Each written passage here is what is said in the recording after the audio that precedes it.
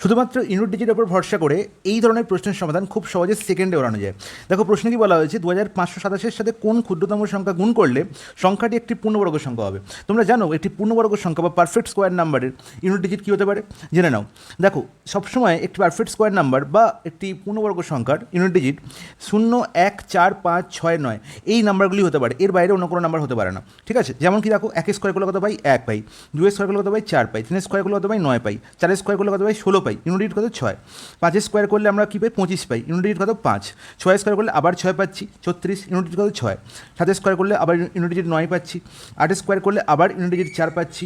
9 square করলে আবার unit digit 1 পাচ্ছি। 10 স্কোয়ার করলে 0 পাচ্ছি। তাই 0, 1, 4, 9, 6, 5 এই নাম্বারগুলি বারবার ফিরে ফিরে আসবে।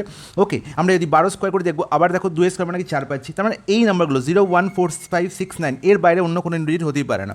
ওকে, আর যদি মনে রাখবো আর একটা ট্রিক, যদি মনে রাখবো যে 5 যদি ইউনিট ডিজিট হয়ে যায়, তাহলে 5 হচ্ছে ইউনিট ডিজিট, তাহলে একক স্থানীয় সংখ্যা হচ্ছে 5। দশক স্থানীয় সংখ্যা সবসময় একটি পারফেক্ট স্কোয়ার নাম্বারের যদি তার ইউনিট ডিজিট 5 হয়, দশক স্থানীয় সংখ্যা সবসময় হবে কত, 2।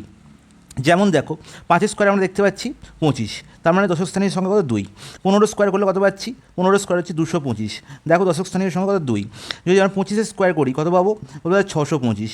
তাহলে দেখো এখানেও দশক স্থানীয় সংখ্যা কত, 2। এবার যদি তোমরা 35 স্কোয়ার করো, 35 স্কোয়ার করলে কত পাবে, 35 স্কোয়ার হচ্ছে 1225। তাহলে দেখো এখানেও দশক স্থানীয় সংখ্যা 2। তাহলে সবসময় যে কোনো একটি সংখ্যার ইউনিট যদি 5 থাকে, তার স্কোয়ার করলে, তার বর্গ করলে সবসময় দশক স্থানীয় সংখ্যা কত পাবো, 2 পাবো। ঠিক আছে, এই দুটো ট্রিকের উপর ভরসা করে দেখো এই প্রশ্নগুলো সহজে করতে পারবো।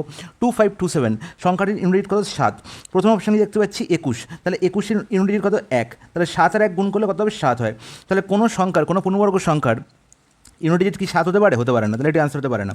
15, তাহলে 7-এর সঙ্গে 5 গুণ করলে দেখতে পাচ্ছি 35, মানে 5 হচ্ছে ইউনিট ডিজিট, তার মানে এটি হতে পারে। ওকে, এটা হতে পারে। 7-এর সঙ্গে 7 গুণ করলে দেখতে পাচ্ছি 49, 9 হচ্ছে, এটাও হতে পারে। এখানে দেখতে পাচ্ছি 9 আছে, তাহলে 7 × 9 করলে কত হচ্ছে, 63। ইউনিট ডিজিট কত, 3। হতে পারে কি, হতে পারে না। তার মানে এ আর ডি অপশন অটোমেটিক্যালি কী হয়ে গেল, অমিট হয়ে গেল। পরে রইল বি আর সি। দেখতে পাচ্ছি এখানে 5 আছে, তাহলে 5 যখনই আমি গুণ করবো, তাহলে আমি দেখতে পাচ্ছি ইউনিট কত পাচ্ছি, 5 পাচ্ছি। তাহলে তার আগে মানে দশক স্থানীয় সংখ্যা 2 হতে হবে। সেটা কি হচ্ছে, চেক করে নিই একবার। 2527 এর সঙ্গে যদি 15 গুণ করি, তাহলে 15কে আমরা কী লিখতে পারি, 10 + 5 হিসাবে। তাহলে 10 + 5 মানে 25270। 10 গুণ করলে আর 5 গুণ করলে 5 7 35, 5 3, 5 10 3 13, মানে 35। এই যোগ করলে কত পাচ্ছি, 5, এখানে 10, তার মানে দশক স্থানীয় সংখ্যা আছে 0।